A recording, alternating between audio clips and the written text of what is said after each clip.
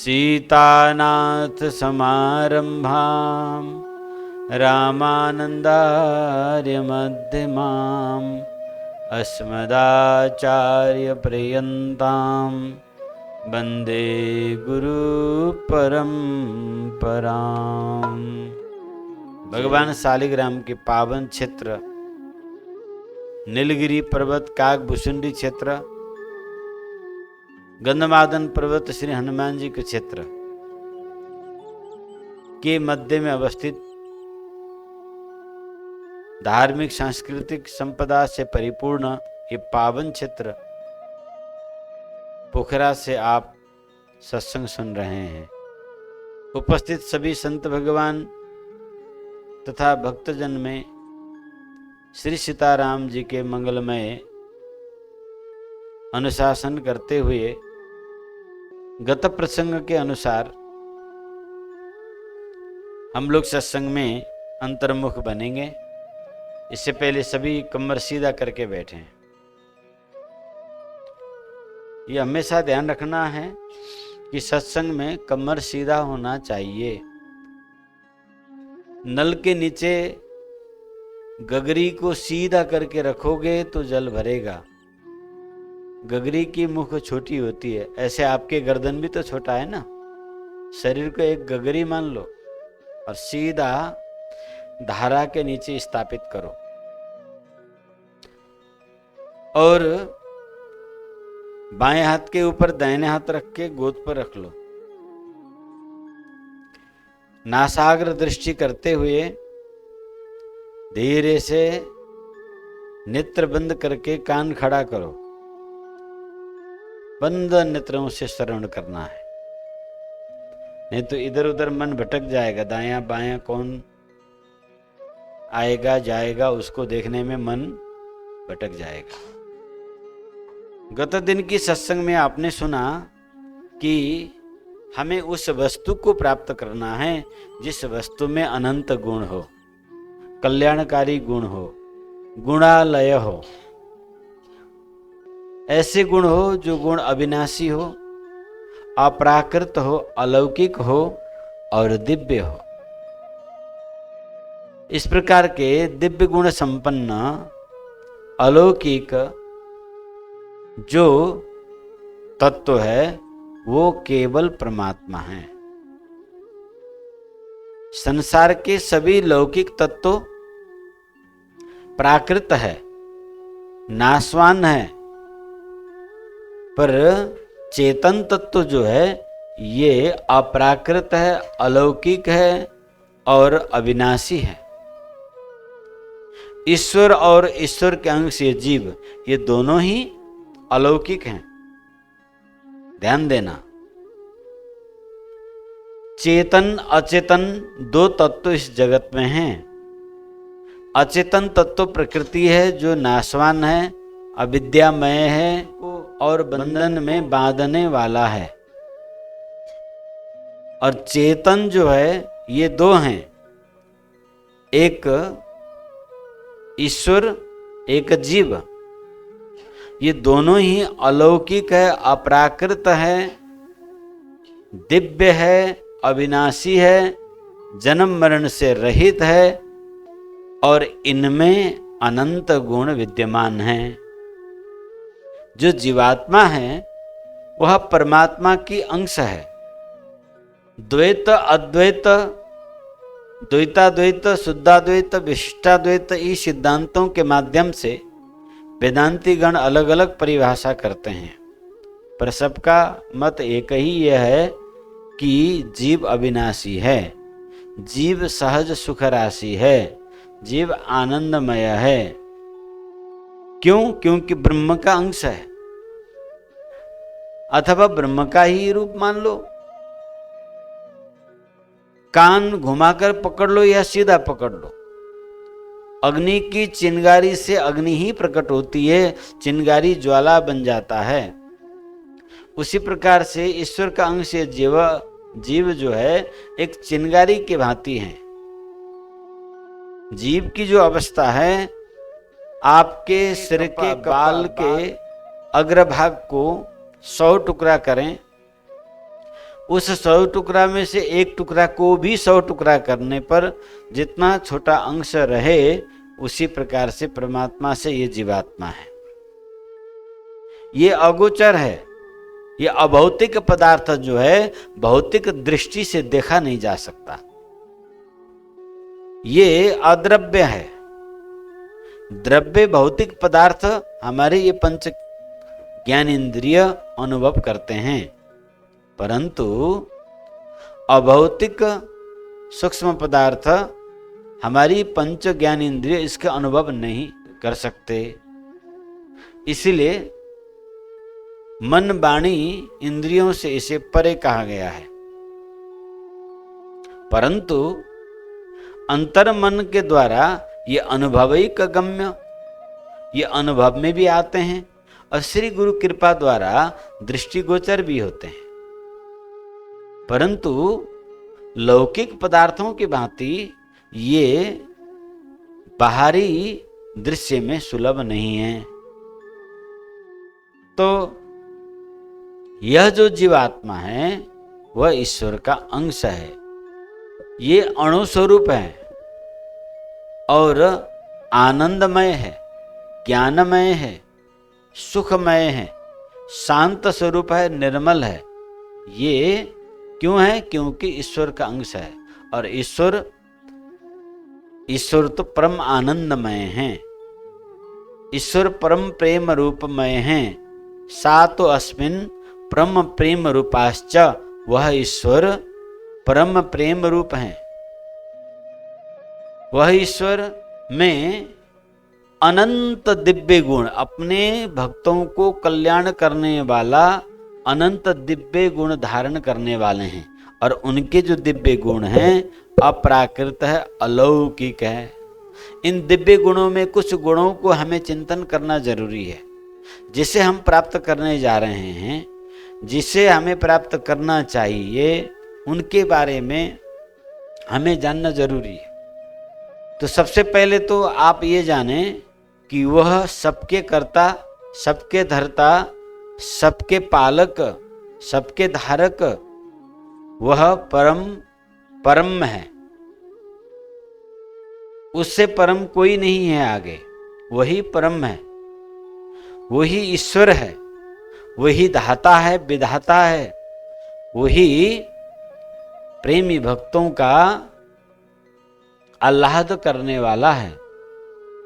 वही राम है, वही कृष्ण है, वही शिव, वही शक्ति, वही सूर्य और वही गणेश है। उससे भिन्न इस जगत में दूसरा कोई है ही नहीं। भगवान एक होते हैं, अनेक नहीं होते हैं, पर भगवान का कार्य अनेक है, भगवान के रूप अनेक हैं, भगवान के नाम अनेक हैं, भगवान के लीला अद्भुत है। उन्हें मन के तर्कों से सिद्ध करना ये संभव नहीं है। इसीलिए तार्किक लोग अपने तर्क को कोई अंत नहीं कर पाते हैं और हार के रह जाते हैं। तो उस परमात्मा में अपने भक्त के लिए अनेकों अनेक गुण है। जैसे पिता के पास बालक को, अपने घर में यदि शिशु हैं, बालक हैं, तो बाहर से आते समय अपने सभी पॉकेट में खिलौना, चॉकलेट, विविध बच्चे के पसंद के चीज भर के ले आते हैं। तो पिता जिस प्रकार से अपने संतान के लिए, अपने शिशु के लिए, बालक के लिए तरह तरह के चॉकलेट और खिलौना अपने पॉकेट में सब जगह भर के ले आता है, घर में आते ही बालक दौड़ के पिता की गोद में बैठ जाता है और पिता के जेब में हाथ डाल के उनके जेब का चॉकलेट निकाल के खाने लगता है, बड़ा खुश होता है। उनके जेब में से खिलौने निकाल के खेलता है, बड़ा आनंदित होता है। इसी प्रकार से जो भक्त भगवान के तरफ आगे जाते हैं, उनके लिए भगवान अनंत दिव्य गुण को धारण करते हैं। ये अनंत दिव्य गुण केवल भक्तों को कल्याण के लिए है। इनमें अनंत दिव्य गुणों में भगवान सौलभ्य हैं, एकदम सुलभ हैं। भगवान मधुर हैं और भगवान अप्राकृत दिव्य हैं। तो गत सत्संग में आपने सुना कि सर्वश्रेष्ठ वही हैं, जो दिव्य हैं वही सर्वश्रेष्ठ हैं। उनसे श्रेष्ठ इस जगत में कोई नहीं है।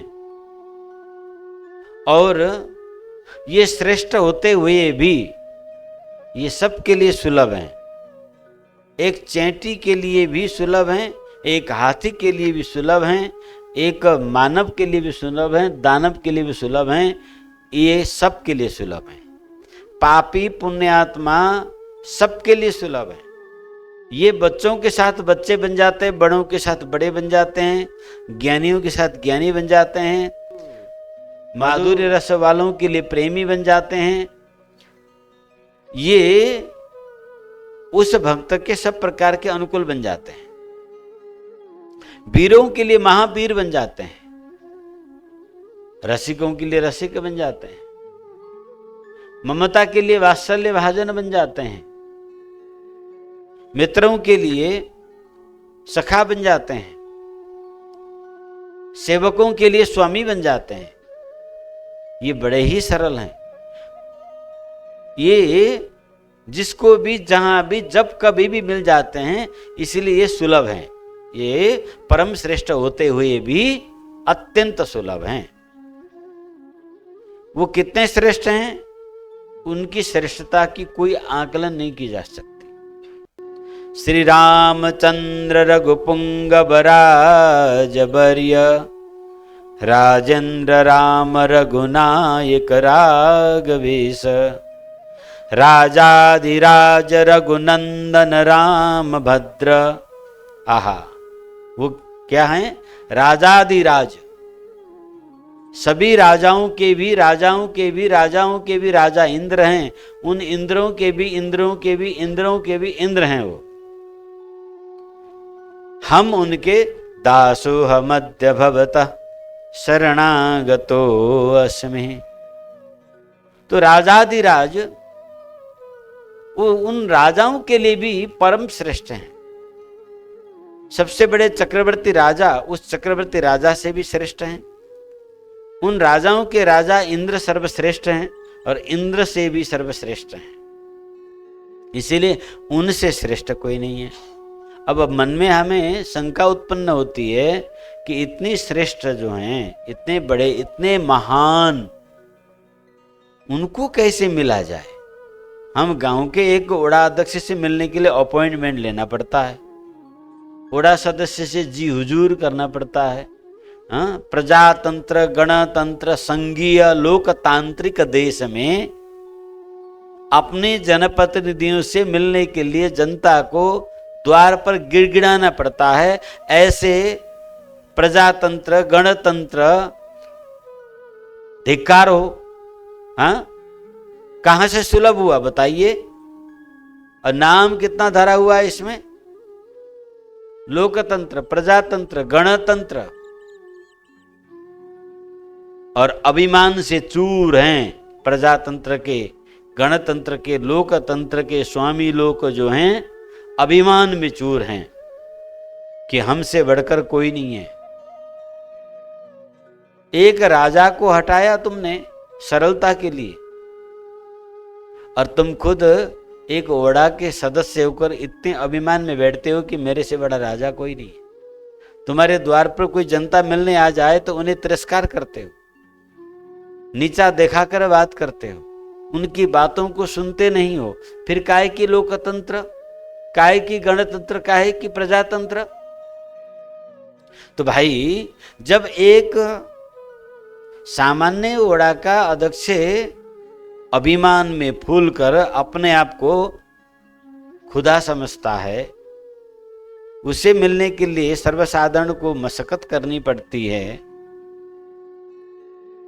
तो फिर राजाधिराज को कैसे मिला जाए? ये मन में शंका उत्पन्न होना स्वाभाविक है। फिर उनसे मिलने के लिए माध्यम कौन है, ये दूसरा प्रश्न उठना जरूरी है। तो सज्जनों, ये सांसारिक अभिमानी पुरुष जैसे नहीं हैं। ये सांसारिक नेताओं के जैसे, राजाओं के जैसे नहीं हैं। ये तो बड़े ही सरल हैं, ये सबके लिए सुलभ हैं। उनके लिए कोई अपॉइंटमेंट नहीं चाहिए, कोई उनके लिए समय देखना नहीं पड़ता है। जब चाहो, जहां चाहो, जैसा चाहो वो मिल जाते हैं। बस उनकी एक ही शर्त है, वह शर्त है कि श्री गुरु के माध्यम से होना चाहिए। अब फिर गुरु कठिन है, हाँ गुरु बड़े कठिन है। गुरु बनाना जान के, पानी पीना छान के, गुरु हो के घर घर को डोले पैसन ही की माड़। गुरु बनकर घर घर में डोलने वाले और पैसा के लालच में चेला बनाने वाले ये गुरु नहीं होते हैं। शोक न हरई शिष्य धन हरई, सो गुरु घोर नरक में परई, सो गुरु घोर।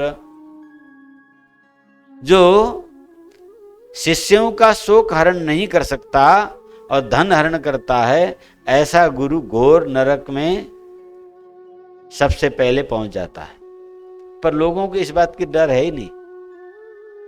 चाहे किसी भी प्रकार से हो, भागवत लगाकर होता है कि रामायण करके होता है कि पूजा पाठ, विविध दुखों को आधार बनाकर दुखों के माध्यम से दीनहीन गरीब जनताओं को जो लुढ़ते हैं वो गुरु नहीं होते हैं। और वही गुरु सबसे पहले नरक को चले जाते हैं। आदि वैदिक सनातन परंपरा में, आदि वैदिक वेद प्रतिपाद्य सतमार्ग का अभिछिन्न गुरु शिष्य प्रणाली के अंतर्गत पंच संस्कार पूर्वक दीक्षित श्रोत्रिय ब्रह्मनिष्ठ विरक्त परिव्रजक परमहंस, ऐसे आचार्य को श्री गुरु रूप में ग्रहण करना चाहिए। हम गुरु जिस किसी को भी बना लेते हैं, अंडित पंडित लंडित खंडित सबको गुरु बना लेते हैं। वह गुरु बनने योग्य हो न हो, क्योंकि हम इतने अनभिज्ञ हैं कि हमें हमारी हित कौन कर सकता है इसकी चिंतन की हमारे अंदर में क्षमता नहीं है। जो भी गुरु बन के डोले, पोथा पाथी लेके चले, या यूं कह दे कि हमें तो पेड़ के, आम के पेड़ के नीचे बैठे थे, बस एकदम से भगवान आए और वरदान देके गए, हाँ, या सपने में शिवजी उसके अंदर घुस गए और दूसरे दिन उठ के गुरु हो गए। जो अध्यात्म के नाम से अंड बंड शास्त्रों को निंदा कर सके, लोग उसको भी गुरु मान जाते हैं। शास्त्रों को निंदा करना, शास्त्र पंडितों का पोथा मानने वाले, ऐसे को भी लोग गुरु मान के उनके पीछे भीड़ लग जाते हैं। अंधा गुरु, पैरा चेला, नरक में दोनों ठेलम ठेला, ये दोनों नरक को ठेले जाएंगे। तो स्वयं को धोखा न दें, नेत्र खोलकर चिंतन करें कि गुरु श्रोत्रिय ब्रह्मनिष्ठ होते हैं, परिव्रजक परमहंस होना चाहिए। श्रोत्रिय ब्रह्मनिष्ठ का मतलब जो कोई नहीं होता है, जो आदि वैदिक सनातन परंपरा में अर्थात अभिछिन्न गुरु शिष्य प्रणाली के अंतर्गत विधिवत वो पंच संस्कार से दीक्षित होते हैं। वो अपनी परंपरा के चिन्ह को धारण करते हैं और अपने परंपरा के अनन्य निष्ठा के साथ गुरु भक्ति करते हैं, और लोगों को भगवान के भक्ति के लिए प्रेरित करना उनका एकमात्र लक्ष्य रहता है।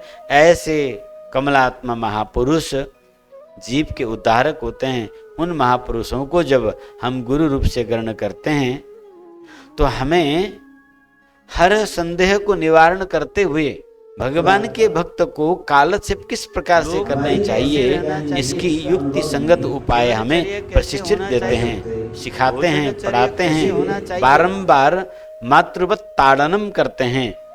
वह महापुरुष ये नहीं कहते कि मेरे फोटो गले में लटका लो तुम्हारी कल्याण हो जाएगा, समझे कि नहीं।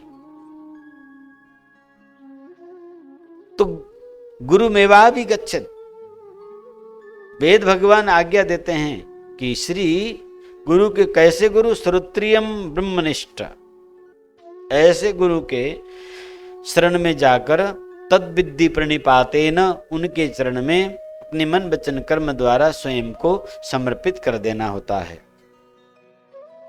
जब आपकी सरल समर्पण भाव को गुरु परख लेते हैं, आज्ञाकारिता क्षमता को परख लेते हैं, कर्मठता को परख लेते हैं, शीलता को परखते हैं, तब उनके हृदय से एक करुणा भाव उत्पन्न होता है।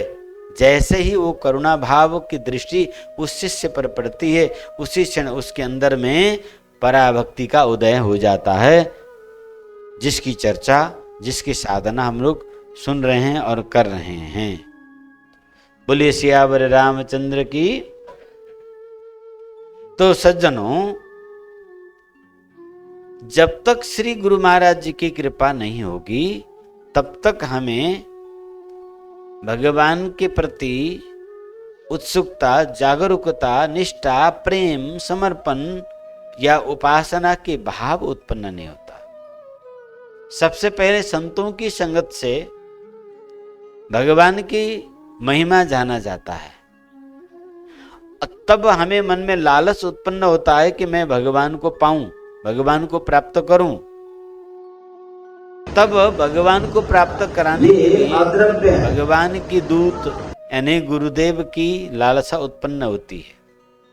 उन संत भगवान की प्रेरणा से जब हमारे मन में गुरु की ललक उत्पन्न होता है, तो हम आगे बढ़ते हैं और ईश्वर कृपा करके ऐसे विशुद्ध संत मिला देते हैं।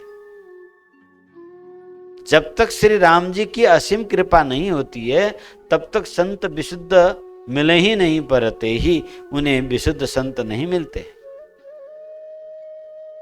महान संत भगवान की कृपा से मिलते हैं, राम कृपा बिना संभव नहीं है। भगवान जीव पर उसके जीवन में दो ही बार कृपा करते हैं। एक तो उस जीव को मनुष्य बना देते हैं। मनुष्य शरीर हमें अपनी कर्मों से नहीं मिला है, यह अपना पुरुषार्थ से नहीं मिला। यह मनुष्य शरीर हमें परमात्मा की असीम अनुकंप दया से प्राप्त हुआ है। वो करुणा करके, कृपा करके 84 लाख योनियों से बचे और संसार सागर से पार उतर कर परमात्मा के उस परम दिव्य स्वरूप, दिव्य धाम, दिव्य अवस्था को प्राप्त करे। दिव्य का मतलब अपराकृत, अलौकिक, अविनाशी प्रेम, अविनाशी ज्ञान, अविनाशी आनंद, अविनाशी सुख। जिस सुख को प्राप्त करने के बाद फिर वह सुख आपसे कभी दूर होगा ही नहीं, उसे दिव्य सुख कहा जाता है। उस दिव्य सुख प्राप्ति हो, ये मनुष्य ही कर सकता है। केवल मनुष्य शरीर ही कर्म प्रधान शरीर है, अन्य किसी भी शरीर से कर्म नहीं की जा सकती। विश्व ब्रह्मांड में अनंत लोक हैं, अनंत ब्रह्मांड है, पर यह अनंत ब्रह्मांड में जो पृथ्वी का कर्म लोक है वो एक ही है, वो अजनाब वर्ष क्षेत्र है। इस पृथ्वी का नाम है अजनाब वर्ष क्षेत्र। यह अजनाब वर्ष क्षेत्र कर्म प्रधान क्षेत्र है। इस क्षेत्र में जो जीव जन्म लेते हैं और यहाँ जिस प्रकार के कर्म करते हैं, उसी के फल वो अनेक अनेक ग्रह उपग्रहों के अनेकों ब्रह्मांड के लोकों में जाकर भोगते हैं। इसीलिए हे धरतीवासियों, हे हिमालय वासियों, उसमें भी हिमालय वासी तो कहे नहीं क्या, सातों द्वीपों में जब महान पुण्य उदय होता है तो सौभाग्य से भारतवर्ष में जन्म होता है।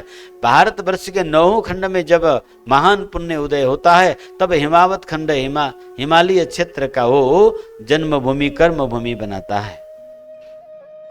और हिमालय क्षेत्र से यदि वो तप करे, वो गुरुमुखी हो जाए, भगवत शरणागत हो जाए, तो उसका इसी जन्म में सद्गति होना निश्चित है। पर खुद को, गरिमा को, गौरव को नहीं समझता है तो फिर ये जीवन यूं ही व्यर्थ चली जाती है। तो परमात्मा कृपा करके जीवात्मा को यह दिव्य मनुष्य शरीर प्रदान करते हैं जो साधन धाम मोक्ष कर द्वारा है, जिसे पाकर जीव शिव बन जाता है। इसी मनुष्य शरीर से प्रयत्न करने पर वह अज्ञानी जीव शिव बन जाता है, वो पशु भाव का जीव शिव भाव से युक्त हो जाता है। इसी मनुष्य शरीर में विद्यमान जीवात्मा गुरु कृपा होने पर नर से नारायण बन जाता है। इसके लिए भगवान कृपा करके हमें ये दिव्य मनुष्य शरीर प्रदान करते हैं। ये पहला कृपा है।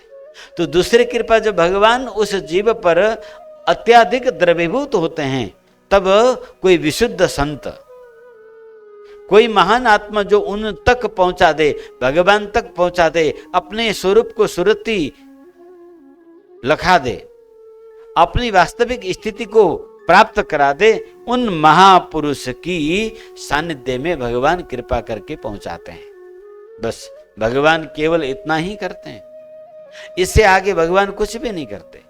तुम क्या करते हो, क्या खाते हो, क्या देखते हो, क्या सुनते हो, इससे भगवान को कोई लेना देना नहीं है, क्योंकि मनुष्य को भगवान ने सर्वतंत्र स्वतंत्र बना के छोड़ दिया है। हे मानवों, कर्म करना तुम्हारी स्वतंत्रता है और उसके अनुसार फल के निर्धारण करना ये मेरी स्वतंत्रता है। भगवान ने दोनों को अपनी अपनी हिस्से जिम्मा लगाया। इसीलिए बारंबार हमारे संत लोग कहते हैं, कर्म प्रधान विश्व करी राखा, जो जस कीते तस फल चाखा। कुछ भी सोचने से पूर्व सोचें कि मैं क्या सोच रहा हूं, उस सोच को भी सोचें। कुछ भी चिंतन करने से पूर्व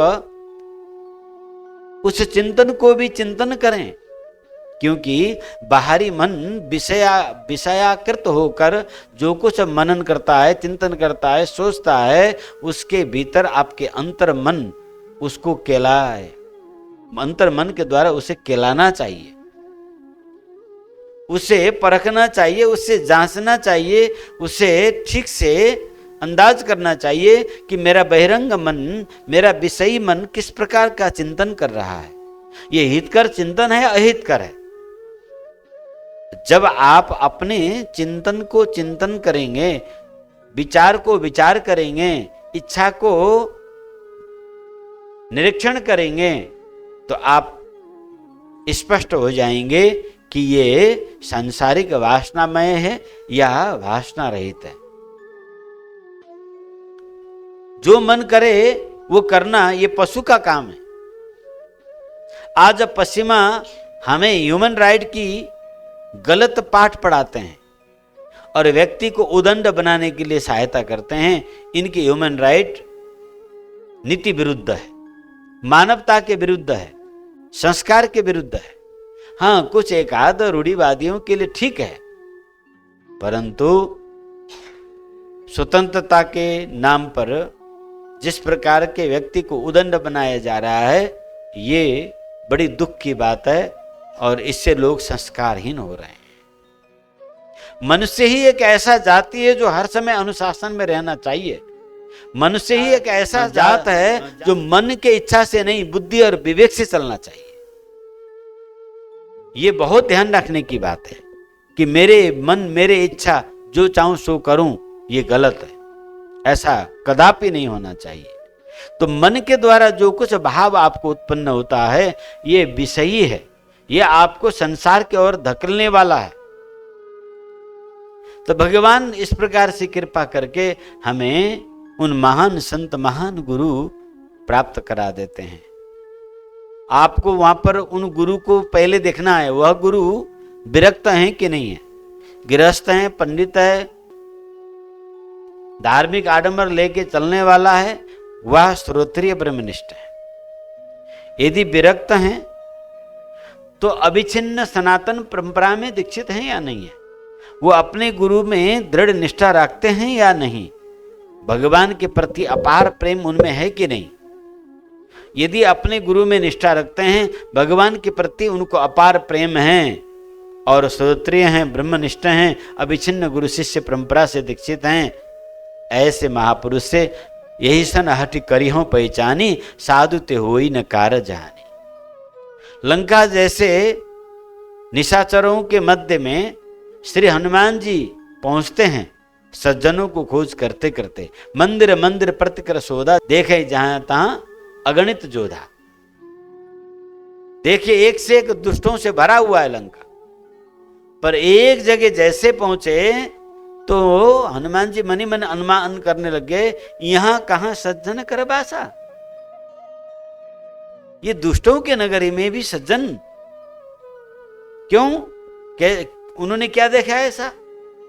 तो उन्होंने लक्षण देखा, पहले घर के लक्षण देखा, महापुरुषों के रहनी उठनी करनी बोलनी और उनके निवास, ये सब अलौकिक होता है।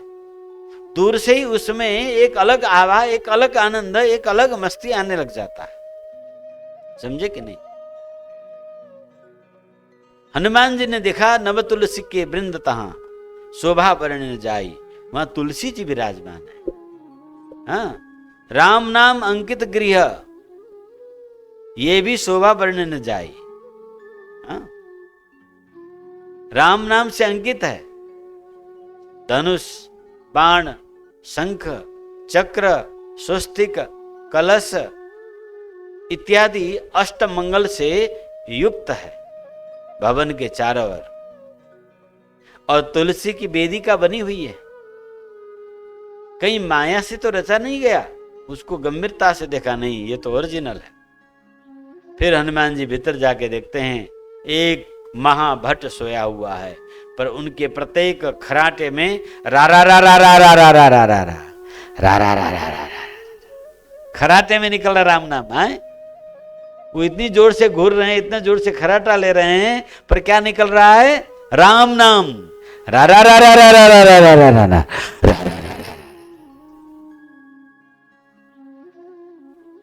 बड़े आश्चर्य में पड़ गए हनुमान जी। उन्होंने ढंग से विचार किया, अरे जिनके रोम रोम से राम नाम चल रहा है, घोर सुसुप्त अवस्था में भी राम नाम की ध्वनि उनके श्वासा श्वास निकल रहा है। हनुमान जी के आंखों से आंसू भर आया। उन्होंने राम नाम संकीर्तन शुरू किया। विचार किया, यही सन हट करे पहचानी, अब मैं हठपूर्वक इस साधु को जगाता हूं। साधु को जगाने के लिए कुछ नहीं करना है, आपको राम राम करना है। हनुमान जी ने राम नाम का उच्चारण किया। विभीषण जी एकदम भावुक होकर उठे, कौन है भाई राम नाम को हमें श्रवण कराने वाला? और हनुमान जी पूर्ण भरोसा में हैं, साधु ते हो ही न कारज हानि। कभी संत महापुरुषों से समाज को, देश को कभी हानि नहीं हुई है। जो वास्तविक संत हैं, इनकी श्राप में भी कल्याण है, इनकी डकार में भी कल्याण है, इनके पाद में भी कल्याण है। हाँ, इनकी हर चेष्टा कल्याण ही कल्याण से भरा हुआ होता है। कल्याण निधानम, संत जो हैं ये कल्याण के निधि है, ये कल्याण के स्वरूप हैं, क्योंकि उनके रोम रोम में राम जी वैसे। वो किसी को अहित चाहते ही नहीं है। किसी को गाली दे दे, किसी को दो थप्पड़ भी लगा दे ना, वो गाली उसकी प्रारब्ध काट देती है, वह थप्पड़ उसके दुर्भाग्य को मिटा देती है। किसी भी प्रकार से ऐसे महापुरुष को संगत हो जाए तो महत कृपई बलभ्य, वो पराभक्ति प्राप्त होती है, जो आने वाले सत्संग के क्रम में आप श्रवण करेंगे। तो सज्जनों, मेरा कहने का मतलब, भगवान जब कृपा करते हैं तब आपको विशुद्ध संत को उपलब्धि करा देते हैं। उनके चरण में निष्ठा रखना ये आपकी स्वतंत्रता है। संतों को गुणवश देखिए, गणवेश नहीं। हम क्या करते हैं, संत और संसारिक में क्या फर्क है कि संत तो ये देखते हैं कि इस व्यक्ति में कहाँ अच्छाई है, इसको मैं पकड़ के इसको परम अच्छा बनाऊं, ये साधुओं का लक्ष्य होता है। और संसारिक वाले महान संतों में भी इनकी बुराई कहां पर है, इनकी कमी कहां पर है, उसको खोज खोज कर उनकी कमी को पकड़कर निंदा कर।